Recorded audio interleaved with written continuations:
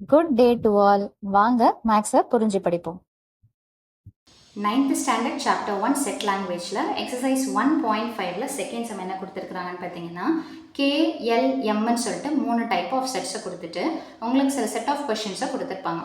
அதில் நான் வெறும் டிஸ்ட்ரிபியூட்டிவ் லாவை மட்டும் போடுறேன். ஏன்னா இதை போட்டாலே மீதி இருக்கக்கூடிய கொஸ்டின்ஸ்க்கு உங்களால் ஈஸியாக ஆன்சர் பண்ண முடியும். ஸோ டிஸ்ட்ரிபியூட்டிவ் லா அதாவது தமிழில் பங்கீட்டு பண்பு அப்படின்னு சொல்லுவாங்க. டிஸ்ட்ரிபியூட்டிவ் லாஸ்க்கு எத்தனை செட்ஸ் தேவைப்படும் அப்படின்னு பார்த்தீங்கன்னா 3 செட்ஸு தேவைப்படும். ஸோ இங்கே அதுக்கேற்ற மாதிரி 3 செட்ஸ் இருக்குது. இப்போ நம்ம distributive laws over union over intersection அப்படின்னு சொல்லிட்டு சொல்லுவோம். அதாவது முதல்ல யூனியன் வந்துட்ட பிறகு ரெண்டாவது இன்டர்செக்ஷன் போடணும். தமிழ் மீடியம் பார்த்தீங்கன்னா சேர்ப்பு வந்த பிறகு வெட்ட போடணும். ஓகேங்களா? ஸோ எப்படி போடலான்னு பார்த்தீங்கன்னா கே யூனியன் ஃபஸ்ட்டு போட்டுட்டு ப்ராக்கெட் போட்டுருங்க. L intersection M. ஓகேங்களா? யூனியன் ஃபஸ்ட்டு வந்த பிறகு இன்டர்செக்ஷன் வரணும். லாஸ்ட் ரெண்டுத்துக்கு மட்டும் ப்ராக்கெட் போடணும். இப்போ இதுக்கு ஃபார்முலா என்னென்னு பார்த்தீங்கன்னா இந்த கேவை அப்படியே இதோட சேர்த்து எடுத்து எழுதுருங்க. கே யூனியன் எல் ப்ராக்கெட்டை போட்டுடணும். இங்கே யூனியன் ப்ராக்கெட்டில் வந்துட்டதுனால இந்த இன்டர்செக்ஷன் எங்கே வரும்னு பார்த்தீங்கன்னா வெளியே வரும். அதே மாதிரி கே யூனியன் எம் ப்ராக்கெட்டில் போட்டுருங்க. இப்போ இதை நம்ம ப்ரூவ் பண்ண போகிறோம். ஓகேங்களா? ஸோ ஃபஸ்ட்டு என்ன கண்டுபிடிக்கணும்னு பார்த்தீங்கன்னா எல்ஹெச்எஸ். அதுலேயும் பார்த்தீங்கன்னா ப்ராக்கெட்டில் இருக்கிறத தான் ஃபஸ்ட்டு கண்டுபிடிக்கணும். ஸோ டிஸ்ட்ரிபியூட்டிவ் லா யூனியன் பொறுத்து அப்படின்னா என்ன ஃபார்முலானா கே யூனியன், இதை நீங்கள் கேஎல்எம்ன்றதுக்கு பதிலாக ஏபிசின்ற கான்செப்ட் வச்சும் சொல்லிக்கலாம். So K union L intersection M is equal to K union L intersection K union M. சொல்லும் போதுமே நிறுத்தி நிதானமாக சொல்லும்போது அந்த ப்ராக்கெட்ஸ் எல்லாமே தெளிவாகவே புரியும். ஸோ இப்போ ஃபஸ்ட்டு என்னென்னு பார்த்தீங்கன்னா ப்ராக்கெட்டில் இருக்கிறத மட்டும் எடுத்து எழுதிக்கலாம். So L intersection M. L intersection எம்னா எல்லுக்கும் எம்முக்கும் பொதுவாக இருக்கிறத எடுத்து எழுத போகிறோம். ஸோ அப்போ எல்லுக்கும் எம் ஏதாவது ஒன்றுத்தை எடுத்து கம்பேர் பண்ணாலே போதுமானது.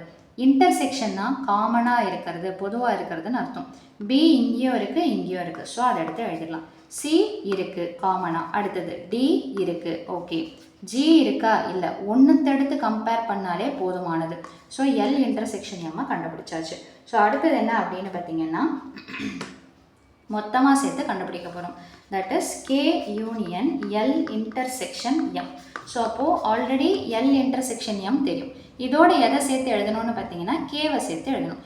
எழுதும்போது ஆர்டர் அப்படியே கண்டினியூ பண்ணி எழுதுங்க. ஸோ ஃபஸ்ட்டு ஏல ஆரம்பிக்குது. அடுத்தது பி அங்கேயும் இருக்குது இங்கேயும் இருக்குன்னா ஒரு தடவை எழுதுனா போதும். ஸோ சி இங்கே இருக்குது, டி இங்கே இருக்குது, இ அங்கே இருக்குது, எஃப் அங்கே இருக்குது. ஸோ சேர்த்து எடுத்து எழுதியாச்சு. ஸோ எல்ஹெச்எஸ்ஸை மொத்தமாக முடிச்சாச்சு. அடுத்தது பார்த்தீங்கன்னா ஆர்ஹெச்எஸில் ஃபஸ்ட்டு ப்ராக்கெட் என்ன இருக்குதுன்னு பார்த்தீங்கன்னா K union L. K union எல்னா கேவையும் எல்லையும் சேர்த்து எழுதணும். ஸோ அப்போ சேர்த்து எழுதும்போது ஆர்டரை கரெக்டாக மெயின்டைன் பண்ணிக்க. ஏ இருக்குது, பி இருக்குது, சி இருக்கா அங்கே இருக்குது, அதனால் எடுத்து எழுதுங்க. டி இருக்குது, இ இருக்குது, எஃப் இருக்குது, இது எல்லாமே முடிச்சாச்சு. அங்கே என்ன எக்ஸ்ட்ராவாக இருக்குதுன்னு பார்த்தீங்கன்னா ஜி இருக்குது. ஸோ அதையும் சேர்த்து எடுத்து எழுதிக்கணும். நெக்ஸ்ட் என்ன பண்ணணும்? ஸோ இதையும் முடிச்சாச்சு. இதை பார்க்கணும். ஸோ கே யூனியன் எம் அப்படின்னா கேவையும் எம்மையும் சேர்த்து எடுத்து எழுதணும். ஸோ எழுதும்போது ஆல்ஃபபெட்டிக்கல் ஆர்டரை கரெக்டாக மெயின்டைன் பண்ணிக்கோங்க. ஏ இருக்குது எழுதியாச்சு, பி இருக்குது எழுதியாச்சு, சி இங்கே இருக்குது எழுதியாச்சு, அடுத்தது டி, அடுத்தது இ, அடுத்தது எஃப், அடுத்தது பார்த்தீங்கன்னா ஹெச். ஸோ ரெண்டுத்துக்கும் காமனாக இருக்கிறது எழுதியாச்சு. இப்போ ப்ரூஃபில் பார்த்தீங்கன்னா ஆர்ஹெச்எஸில் மொத்தமாக யூஸ் பண்ண போகிறோம். இன்டர்செக்ஷன் கண்டுபிடிக்க போகிறோம். ஸோ எதுக்கு? இது ரெண்டுத்துக்கும் இன்டர்செக்ஷன். ஸோ அப்போ K union L intersection K union M. So அப்போ இன்டர்செக்ஷன்னா பொதுவாக இருக்கிறது. ஸோ ஏ இருக்குது, பி இருக்குது, சி இருக்குது, டி இருக்குது, இயும் இருக்குது, எஃப்பும் இருக்குது, ஜி இல்லை, ஹெச் அங்கே இல்லை. ஸோ இவ்வளோ தான். ஸோ ஆர்ஹெச்எஸ் உடைய வேல்யூ. இப்போ எல்ஹெச்எஸ்ஸையும் ஆர்ஹெச்எஸ்ஸையும் கம்பேர் பண்ணுங்கள். ஏபிசிடிஇஎஃப். ஸோ ரெண்டுத்துலையுமே சமமாக இருக்கிறதுனால லாஸ்ட்டில் நீங்கள் என்ன எழுதணும்னா LHS is equal to RHS அல்லது அந்த டிஸ்ட்ரிபியூட்டிவ் ப்ராப்பர்ட்டி என்னவோ அதை அப்படியே எடுத்து எழுதிடணும். ஸோ செகண்ட் சப்டிவிஷன் அதாவது டிஸ்ட்ரிபியூட்டிவ்லேயே அடுத்தது என்னென்னு பார்த்தீங்கன்னா இன்டர்செக்ஷன் பேஸ் பண்ணி நம்ம போடணும். ஸோ கே இன்டர்செக்ஷன் அங்கே ஃபஸ்ட்டு யூனியன் பார்த்தோமா, அப்போ இங்கே இன்டர்செக்ஷன் வெளியே வந்துருச்சுன்னா யூனியன் உள்ளே வந்துடணும். ஸோ அப்போ இதுக்கு ஃபார்முலா என்ன வரும்னு பார்த்தீங்கன்னா ப்ராக்கெட் போட்டுக்கோங்க.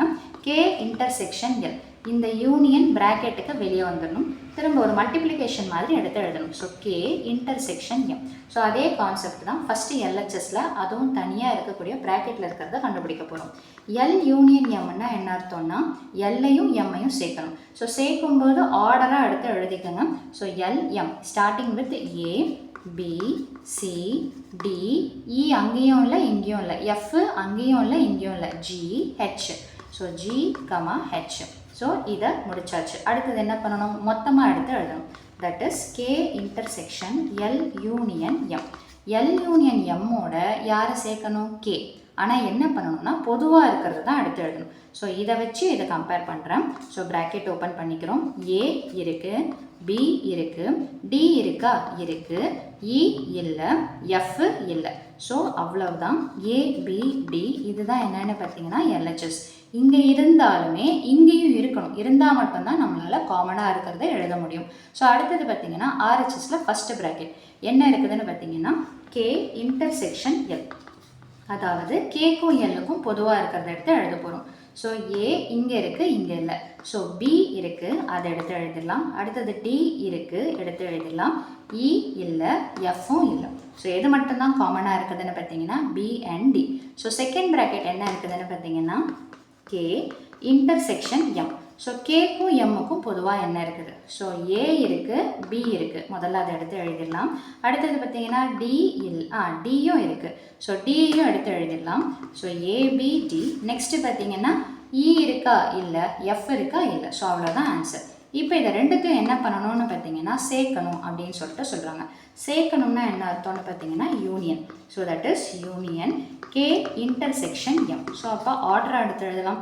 ஃபஸ்ட்டு ஏ, அதுக்கு அடுத்தது பார்த்தீங்கன்னா யூனியனை சேர்த்துடணும். ஒரு 2 தடவை வந்ததுன்னா அதை ஒரு தடவை எடுத்து எழுதினா போதும்.